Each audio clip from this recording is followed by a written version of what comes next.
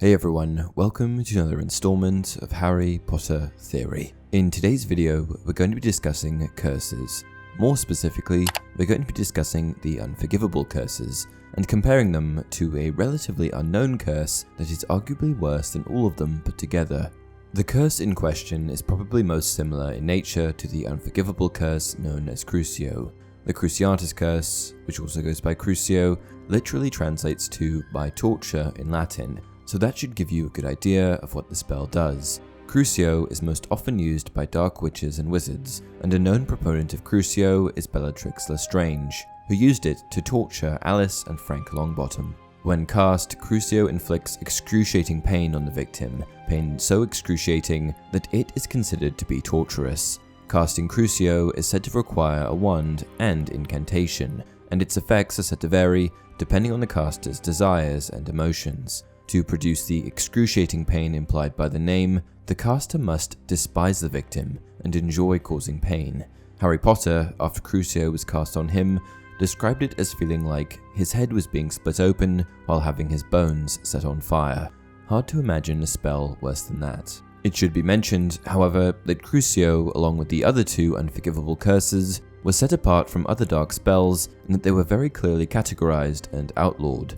What's interesting, however, is that while these three spells are pretty awful and their potential for destruction is high, there are other spells that exist in the wizarding world that have the same potential for damage. Enter Transmogrifian Torture. Transmogrifian Torture is first mentioned by Gilderoy Lockhart while speculating as to what spell Mrs. Norris was inflicted with in the Chamber of Secrets. It was definitely a curse that killed her, probably the Transmogrifian Torture. I've seen it used many times. So unlucky I wasn't there, another very counter curse that would have saved her. There are a few issues with what Gilderoy said, the first being that he couldn't have been more wrong about his conclusion from Mrs. Norris's autopsy. The second being that I'm nearly 100% certain that Lockhart doesn't know a counter curse, nor does he properly understand what Transmogrifian Torture is to begin with. When I first heard of this spell, I was intrigued, so I decided to do a little more digging.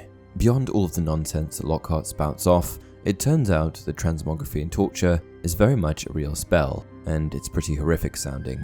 Transmogrifian Torture is like a mix between the Killing Curse and Crucio, in that it inflicts the victim with torturous effects and then eventually kills them. How the victim is tortured is not stated, however, if we look at the name of the curse, we should be able to come up with some theories. Transmogrifian comes from the word transmogrify, which means to change or alter greatly, often to grotesque effect. Bearing this in mind, my theory is that the spell contorts the body of the victim, stretching them and pulling them until they eventually die. There is supposedly a counter curse, but that intel only comes from Lockhart, who clearly didn't understand what the spell was to begin with.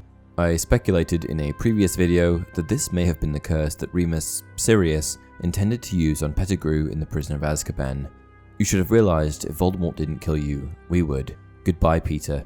At this point, the pair point their wands at him. Shall we kill him together? Yes, I think so, said Lupin grimly. In closing, I'm not sure how this spell avoided unforgivable status, but then again, it does seem to be relatively unknown. Had you heard of this spell before? Let me know in the comment section below. Until next time, you're a wizard, Harry.